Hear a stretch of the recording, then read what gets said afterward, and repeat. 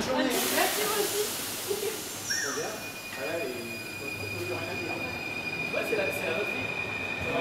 Ladies and gentlemen, l'équipage Extinction Rébellion vous souhaite la bienvenue à bord. Notre destination, l'année 2050.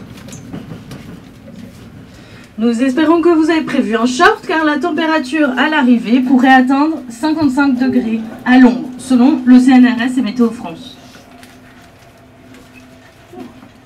Buzenval. Actuellement, le temps est clair, le ciel est bien dégagé, du fait de l'extermination de 30% des oiseaux et de 80% des insectes volants ces 30 dernières années. Si vous vous sentez à l'étroit sur votre siège, pensez à ces pauvres poules élevées en batterie. Il y en a plus de 20 milliards sur Terre, 70% des oiseaux sont des poules. Vous êtes invités à bien vous pencher si vous espérez encore apercevoir quelques animaux sauvages. Ils ne représentent plus que 4% de la biomasse des vertébrés terrestres. Et surtout, penchez-vous dès maintenant car l'ONU estime qu'une espèce vivante disparaît en moyenne tous les 15 à 20 minutes. Il en manquera certainement une tout à l'heure. Par contre, on voit très bien sur votre droite le continent de plastique, aussi grand que 3 fois la France. À notre arrivée, en 2050, il y aura plus de plastique que de poissons dans les océans. Sur votre gauche, les incendies qui ont déjà brûlé 20% des forêts en Australie. Nous ingérons chaque semaine 5 grammes de plastique, l'équivalent d'une carte de crédit. Afin que vous ayez votre dose quotidienne, votre plateau repas d'aujourd'hui est intégralement servi, emballé de cellophane. Maraîcher. Nous demandons à chacun de bien vouloir rester assis et de bien la boucler tant que le symbole lumineux, l'importance et la croissance, est allumé, c'est-à-dire tout le temps.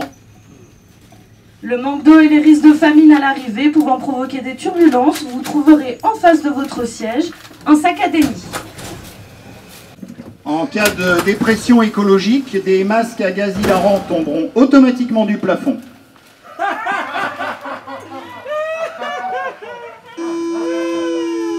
L'équipage distribuera également des badges « C'est pas moi, c'est les Chinois », même s'ils consomment 2 fois moins que moi. C'est leur faute, pas nous. En cas de crash de notre système, rappelez-vous que l'évacuation se fera par où vous pourrez dans le plus grand désordre. Commencez donc à y réfléchir dès maintenant.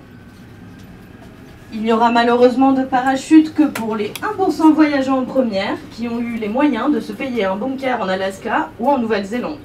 Ils prennent pas le métro. Aux voyageurs de moins de 20 ans ayant une correspondance vers 2070, nous vous présentons toutes nos excuses pour l'actuelle trajectoire vers les 7 degrés d'augmentation de la température terrestre et la potentielle disparition des 3/4 de l'humanité.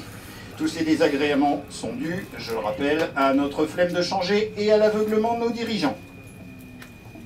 Rappelez-vous qu'il est toujours temps de prendre les commandes pour atterrir en douceur, comme l'ont fait les passagers Gandhi et Martin Luther King avant nous. Les solutions sont en nous. N'hésitez pas à consulter le tract remis par notre équipage, qui va passer maintenant parmi nous. Extinction Rébellion vous remercie et espère vous revoir bientôt lors d'une action de désobéissance civile non violente.